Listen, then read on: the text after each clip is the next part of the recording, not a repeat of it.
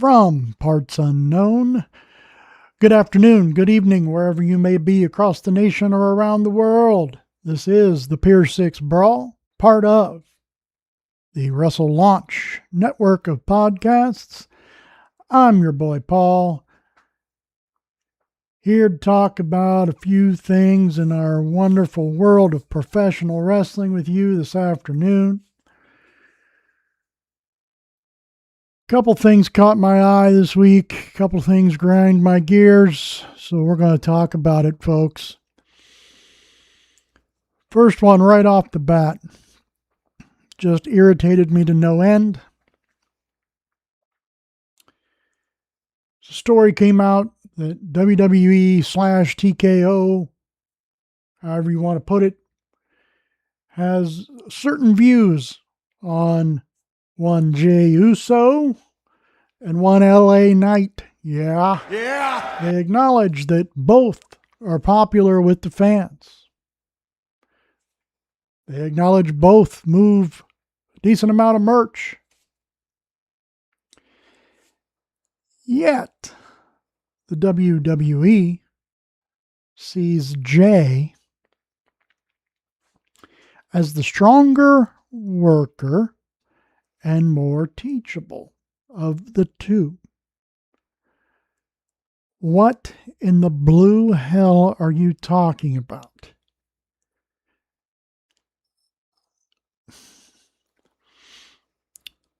Even the most seasoned pro in this business has a few botches here and there. LA Knight's had a few, but I think Jey Uso's had a lot more than LA Knight.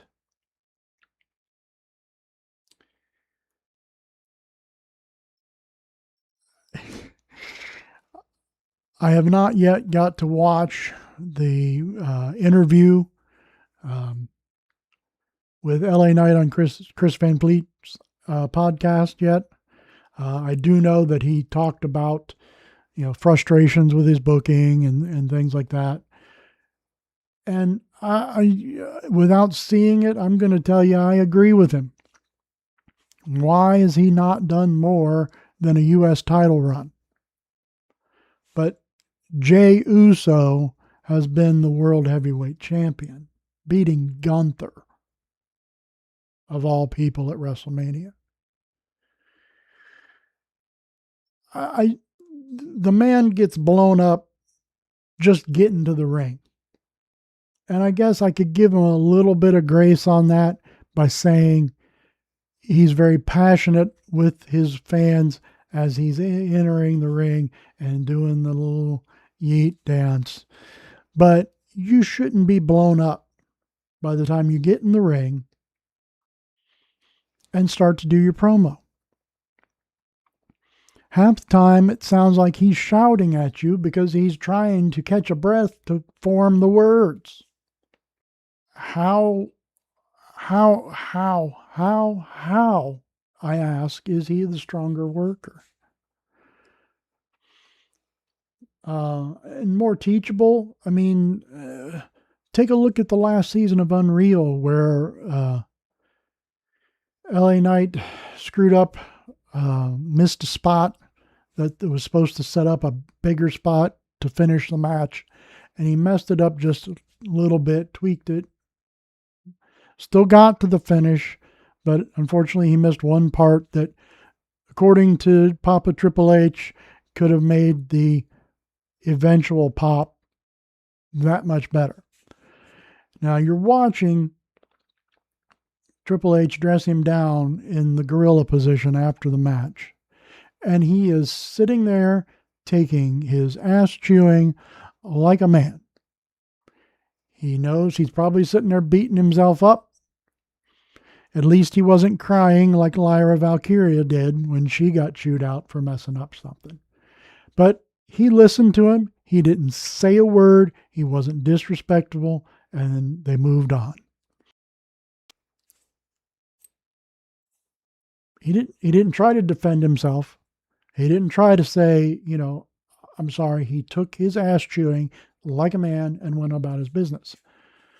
Again, you can go on YouTube and find a series of botches and how it's affected the other talent that was in the ring with Jay a few times. I know most recently CM Punk and him had a little bit where Punk gave him a few stiff kicks afterwards. I just don't see where he is the stronger worker of the two. I don't. I'm tired of them trying to push him back into a main event spot.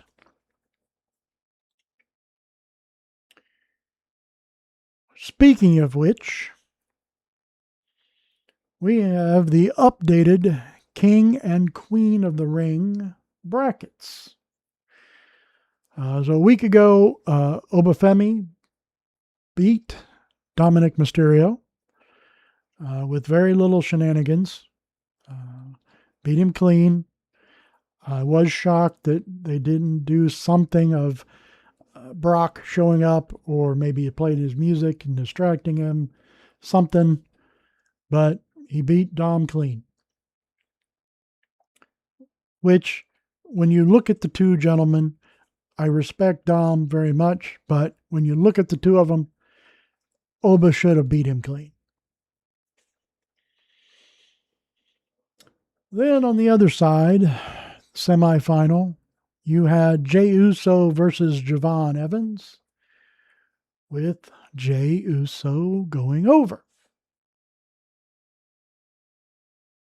So, your finals for the King of the Ring tournament at Night of Champions is Obafemi versus Jey Uso. Now, the storyline they've been playing out is that Jey has been sent on this mission by Roman to win the King of the Ring and then go face Cody for the championship at SummerSlam. Please, God, no. Again, not taking anything away from Jey Uso, the professional worker, but he should not beat Obafemi unless there was a ton of shenanigans. And in something like this, there shouldn't be a ton of shenanigans. It should be a straight up match. You've already kind of, you haven't hurt Oba by losing to Brock Lesnar after supposedly retiring him. But we all know where this is headed, and it's headed toward Oba Brock Lesnar Part 3, which is what scares me, that Jey may just win and go to face Cody at SummerSlam. Because you can't have Obafemi win the King of the Ring, decide to face Roman Reigns at SummerSlam, which was his intention that he announced last night on Raw.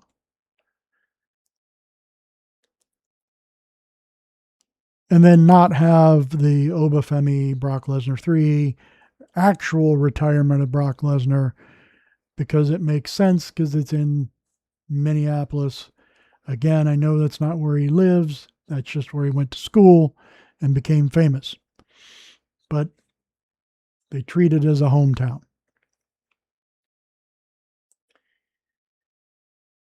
We'll see what happens on Saturday. On the women's side of things, Io Sky the other week beat Rochelle.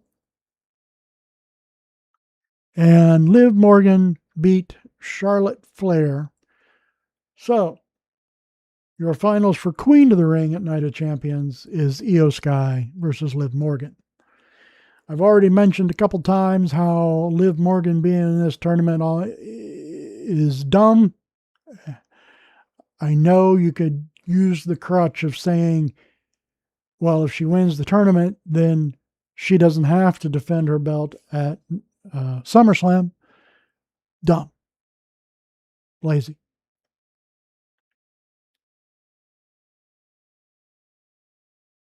So we'll see what happens. Liv in a promo last night to get at EO was she was going to win the tournament and then choose to face Rhea at SummerSlam and be a double champion. You could go that way, but it's been reported they're still trying to figure out what's going on with Rhea, that she seems to have some sort of injury going on. Also, for the Night of Champions from Saudi Arabia, you have the undisputed WWE Championship being defended. Cody Rhodes defending against Gunther after the shenanigans of Friday night with Sami Zayn being the referee. Somehow, Sami Zayn has got himself inserted into this match, so it is now a triple threat. I don't mind Sami turning heel. I do mind them constantly trying to push him into the main event picture, just like Jay. You gave Jay his run. I just don't see it. Sami has been a multiple-time champion, Intercontinental, U.S., tag titles, NXT. I just don't see him being the world champ. If you were going to make him the world champ, you should have done it a couple years ago when he faced Roman Reigns in Montreal.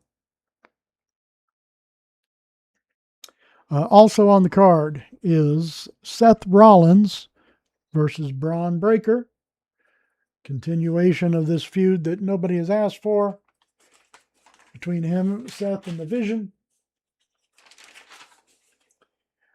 But this time it is in a steel cage. Must be a winner. No shenanigans should happen. But we'll see.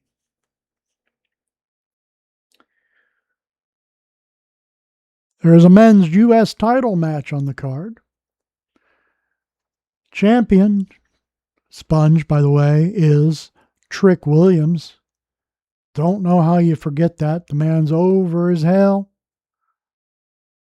Facing off against Ricky Saints.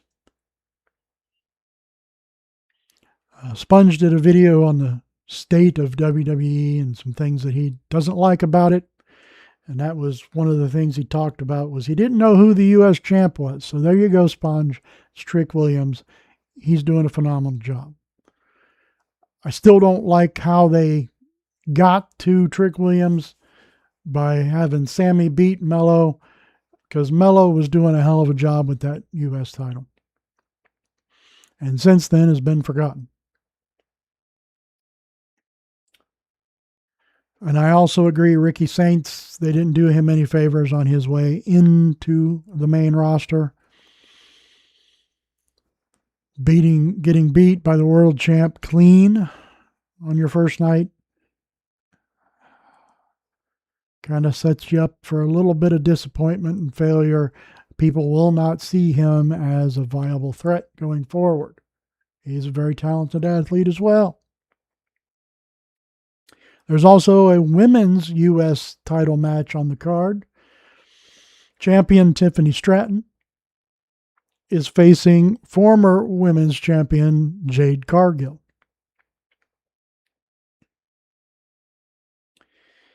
So the shocking news was they're departing from their recent trend of only 5 matches on a premium live event, doing a whole 6. So we're getting 1 more, folks. But the King and Queen of the Ring final matches will be on ESPN for the first hour. Again, I understand what they're trying to do with the ESPN partnership, trying to get people to get on board and purchase the $30 subscription a month to ESPN, and they're trying to get their money's worth out of WWE because they paid an awful lot of money for the rights of WWE away from Peacock. But the first two matches being on ESPN it's got to stop.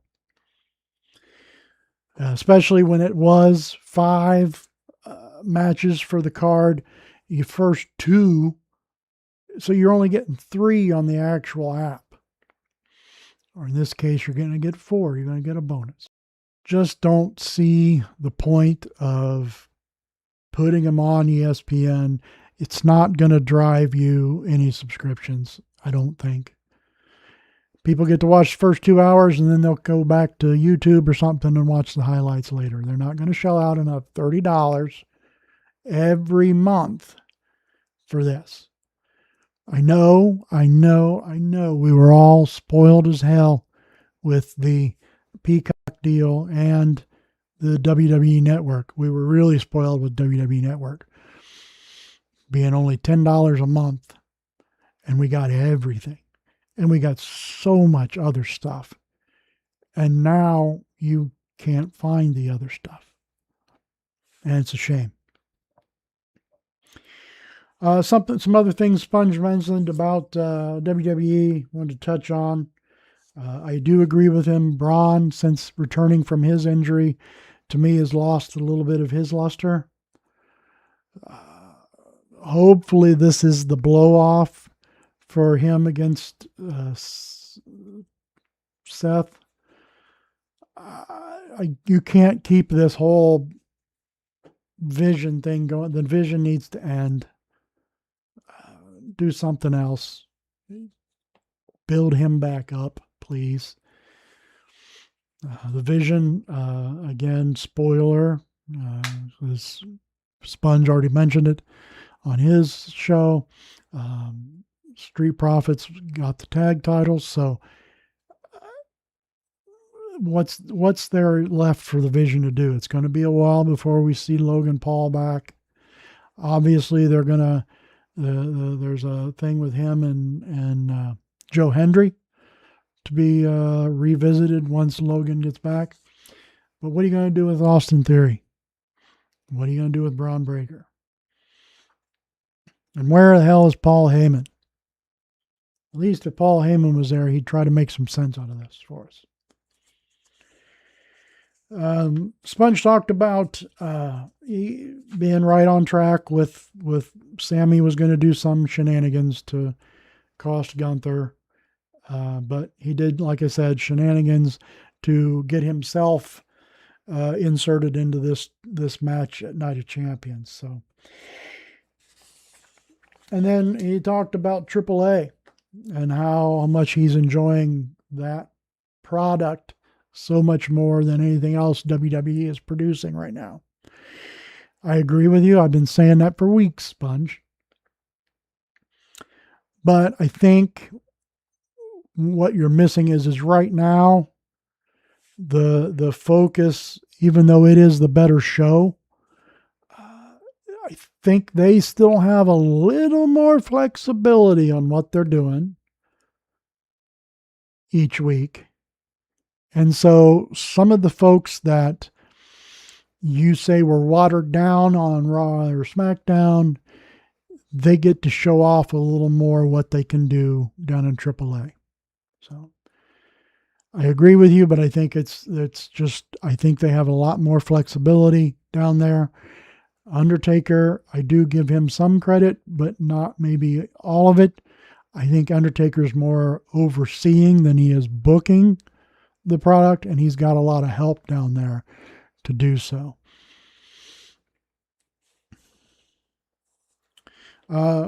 Speaking of other promotions, AAA.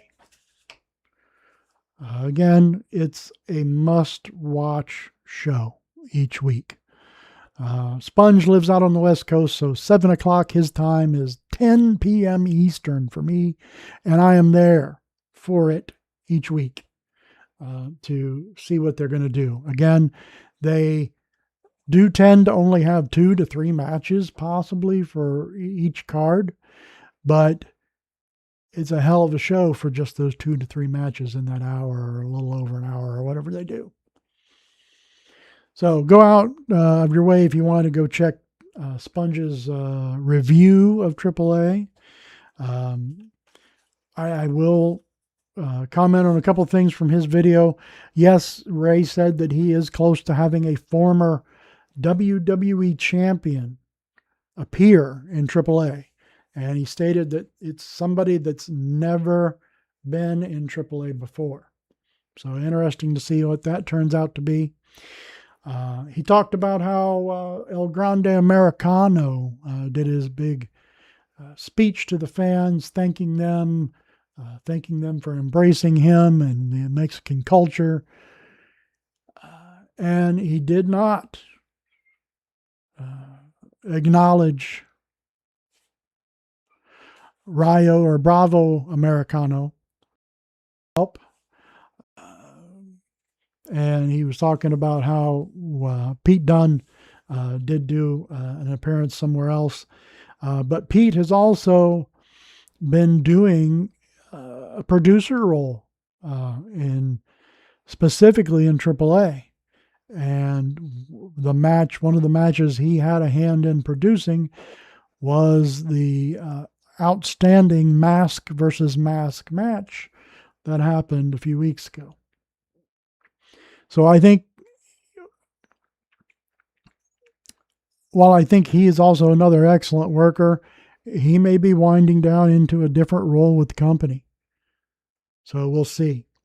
Also during that segment, El Grande Americano was interrupted by Carmen Petrovic from NXT.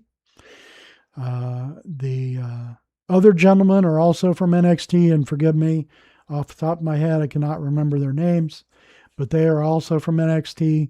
And then with Los Garza, you're putting together a new faction.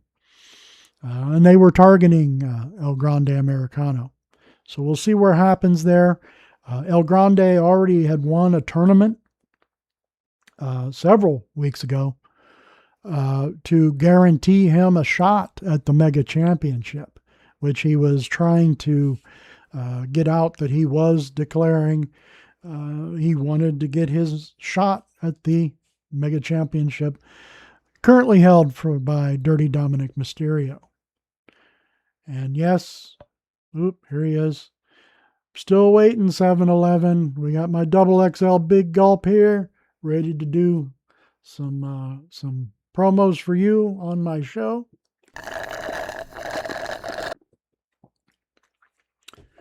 But again, AAA is an excellent show. Go out of your way and check it out. The MLW has reemerged on YouTube. I know they tried to, they taped a bunch of stuff.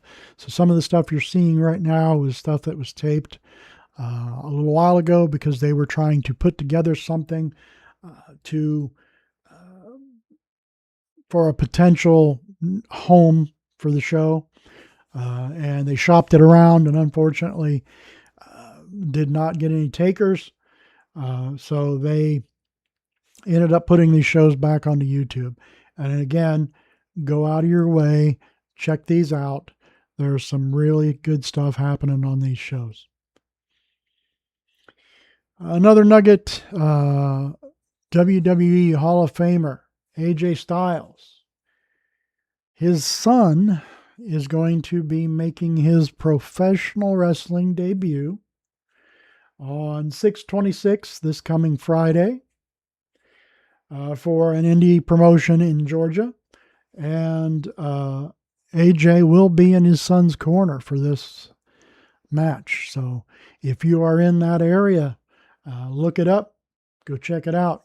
New Styles entering the family business.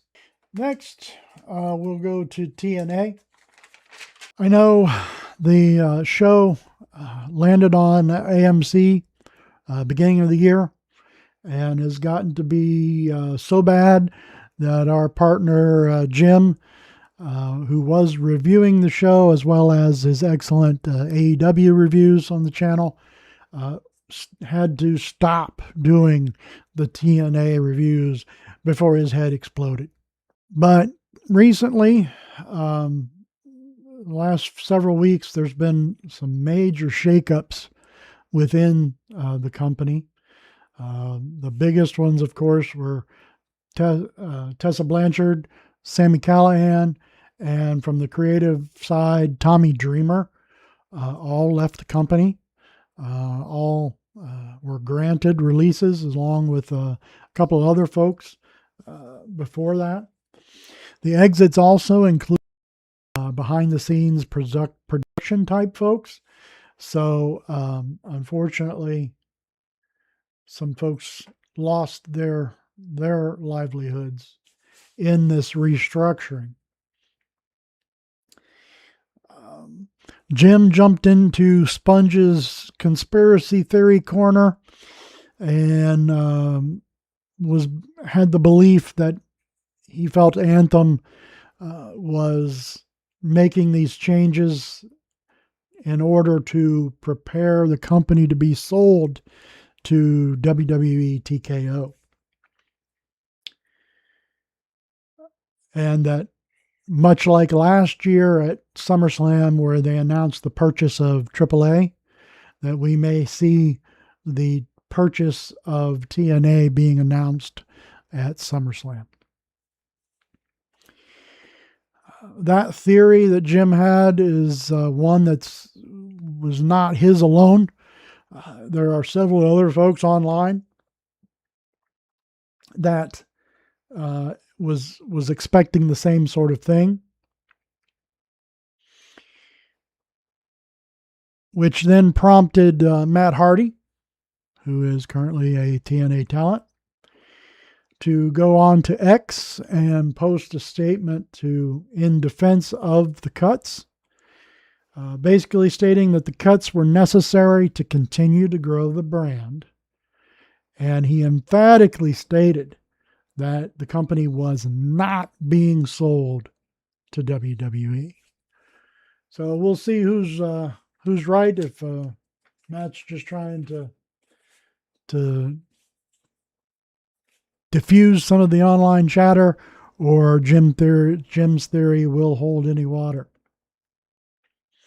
Also, a little nugget that came out today, according to Mike Johnson of PWInsider.com, deal is 99% done to bring in former WWE creative team member Road Dogg Jesse James into TNA. Speculation, of course, is that he would help fill that void of Tommy Dreamer, who was in the creative department, along with Delirious, who has also been doing that for some time now with Tommy Dreamer.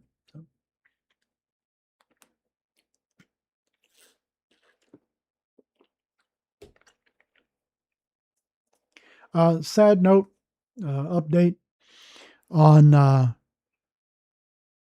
former WCW AAA wrestler Konnan.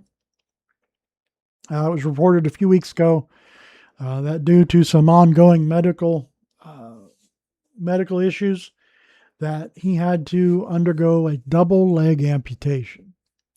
Over the past several years, Konnan's had to deal with several health issues, including organ failure, a kidney transplant, heart issues, and diabetes.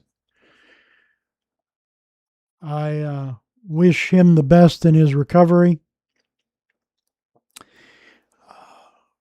Something that only the closest people to me know. I too struggled with being diabetic as an adult. When I was first diagnosed, I did not believe it. Medicine that the doctor gave me made me sick as hell, and I stopped taking it. And I found a better doctor, and he found a better combination of medicines that did not upset my stomach. And I changed a lot about my diet, the way I did things, what I consumed. And I was successful in getting my A1C down under 6%, which is where they want you to be. Used to be when I first was diagnosed, it was like 7, but then they moved the needle down to 6. So I had done a great job of controlling things. Now, it's not to say that I don't enjoy certain things once in a while. Like if I want a pint of Ben and Jerry's cookie dough ice cream, another opportunity right there. Ben and Jerry's. I'm easy to find. I'm gonna have it. I just can't have it all the time. It's a moderation thing. You have to um, just change it up a little bit, and it makes, along with the medications, made a huge difference for me. Huge difference. Unfortunately, those changes came probably a little too late. I developed some issues with my foot and had to undergo several surgeries, so many so that I lost count. It was starting in 2019. And my most recent surgery was in 2025. So I've lost count of how many things in between there. I lost my right leg below the knee in 2023. And that was the only way to stop an infection from spreading. And then in the very next year, almost in the same month, I lost my left leg below the knee as well from an infection. And I had never, ever, ever had an issue with my left leg. It had always been the right. So I understand a little bit about what Konnan might be going through right now. It's tough, not just the physical part, but mentally, to wrap your head around it. It took me a long time, even after the first one, I was worried about going back to work. I was worried about what people were going to think. I was worried about what people were going to say. And then I had to remember that I'm from Generation X. I don't give a fuck what anybody thinks of me. And I got my prosthetic and I went back to work. I lost the other one. It was a little easier to get back on the horse, so to speak, and get back out there. But there's certain things I can't do anymore, and there's going to be some limitations for him, but I know where he's at. I know what he's been through. Good luck to him in his journey. I hope to get the commentary disc at AAA very soon, because Rey Mysterio on commentary with Corey Graves is absolutely awful. If I understood Spanish better, Sponge, I would listen to the Spanish feed, but I do not, unfortunately. I think Corey Graves does an excellent job down there, but hoping for speedy recovery and hopefully that he'll be back soon. I do want to say shout out to WWE TKO because they have paid 100% of his medical bills while he's going through this. And that's awesome for somebody who technically hasn't worked for the company. I know he was in there doing some of the creative stuff and the announcing in AAA when WWE made that purchase. But that was only a short amount of time, but it's awful good. There's a lot of bad things. There's a lot of greedy things that we talk about, the ticket prices and the rights fees and us having to spend this much money every month just to follow the product. But then they do something like this. which is absolutely awesome. So thank you to them for helping take care of Konnan. He's going to need a lot of support going forward. Random thoughts from the Raw that happened yesterday afternoon in the States, last evening in London. I'm not going to go through the whole show. I'm just going to kind of give you my random thoughts of what I saw during the show. So Obafemi came out to open the show, which then drew out Mr. Teachable, better worker, Jey Uso, who once again was out of breath by the time he got into the ring to give his part of the promo to Oba. And the only thing I wrote down there was Jey is so much better than the LA Knight. And if you don't get the sarcasm that it was dripping there, yeah. We did have a women's World Tag Team Championship match. Paige and the Bella Twin, the champions, versus Bayley and Lyra Valkyria. I don't know if it was just maybe the way the sound was coming across on my TV. Netflix, for some reason, I got to turn way, way up. Maybe it was just the sound on my TV, but I just thought there was, I expected a bigger pop for Paige than what we heard. It was an okay match. The best part of the match was the ending. And what I wrote in big, huge letters was, finally. Finally. Lyra snaps and turned on Bayley post-match. Now, the announcers were right to call out that it was Lyra that took the pin, so I don't know why she was mad at Bayley, but whatever. So, maybe this heel turn for Lyra is going to be the best thing for her going forward. Change her up a little bit. Show some character. Do something with it. Now, my thoughts were kind of tempered after the commercial break. They came back and Jackie Redmond was trying to get a word with Lyra, and she just kind of stared at her and walked away and stared at her again and then walked away without saying a word. So that's off to a bad start. But we'll see where it goes. It could get better. We'll see.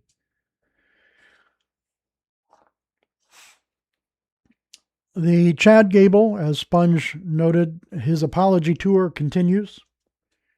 This time he called out Otis Tozawa and Maxine Dupree. Made a very heartfelt apology, as he has been with everyone else so far. And Maxine was having nothing to do with it, probably influenced by her strange backstage interactions with Austin Theory. She stepped to the plate, and before Otis could shake Gable's hand, and basically told him to go F himself. And she said that the rest of them should go with her, and Tozawa went immediately. Otis stayed and then turned and left. So that was probably the big apology that Ray and the other luchadors have been talking about. But we'll see where it goes from here. The week before, Gable had a great match with Rusev, and I agree with Sponge. That's something he said, that he hopes to see better things out of Gable on WWE television. Please do. We need to stop the apology tour. It's getting a little old, and move forward. I don't think you need to have a deal with Alpha Academy and Gable. Just move on. Let's move this character in the direction it should have been probably all along, because Gable is a machine.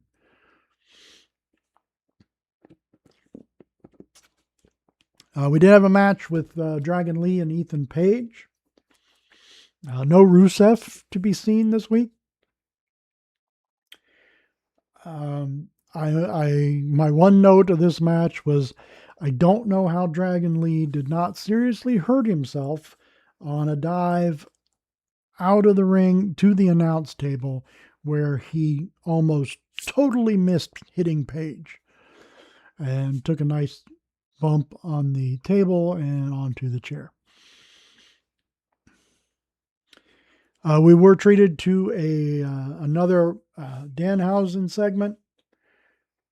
Just everything that they're doing with Danhausen is gold. It's just gold. Keep doing what they're doing. Nothing they could do right now could screw up well, they could screw it up. I shouldn't say that.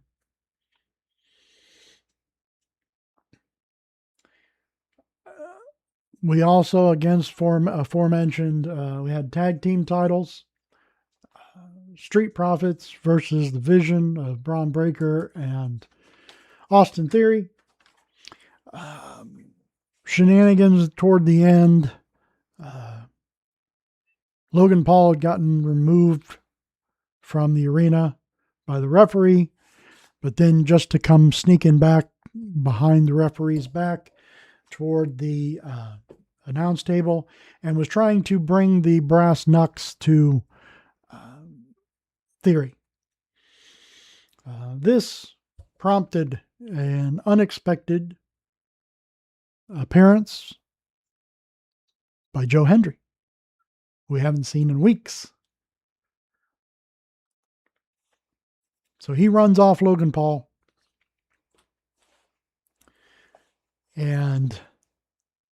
But Logan left the knucks on the ring apron.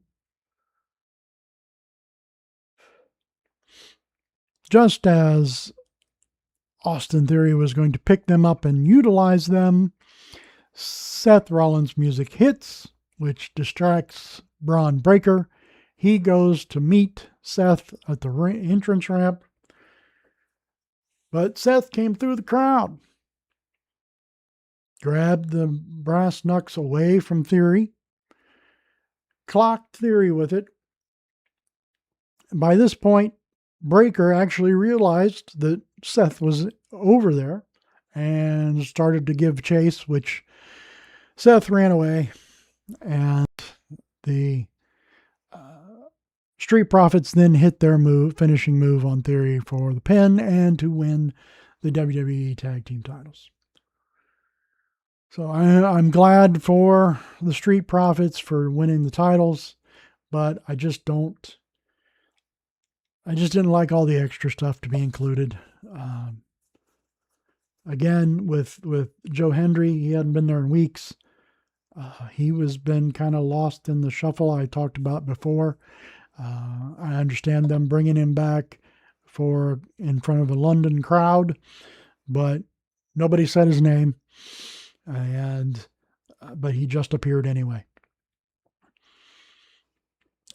And then adding Seth into it. So that's why I also said earlier, I hope the whole thing with Seth and the Vision ends with this cage match. Talked to Sponge about it, and we were talking and said we'd hope that Braun would win this match to kind of lift him back up, but we'll see what happens. Like I said, they can always screw something up. You never know what they're going to do to us. I think that's about it for now. I've rambled on long enough. Make sure you check out all the other shows. We did do a show last week. All three of the members of the band were together in one place at one time. So a large, epic three-man band show on the main Wrestle launch. Again, Sponge has come out with his rant on WWE, which he does not watch, but clips, and AAA. Looks like he's going to be doing AAA reviews going forward. So excellent job there. I guess I will stay in my lane as far as WWE, because Jim has AEW locked down and does an awesome job with those reviews. And I'll give AAA to Sponge. And I'll chime in off of his reviews. Make sure you like, comment, subscribe. Let us know what you like, what you don't like in the channel. Make sure that you are listening on several formats now. You can find us on Spotify, Amazon Music, always on YouTube. We're growing the channel. We're getting out there, folks. Help us grow. 7-Eleven, still waiting. Pair of Thieves. Like your product too. Like I said, I'm easy to find. That's the news, folks, and I am out of here.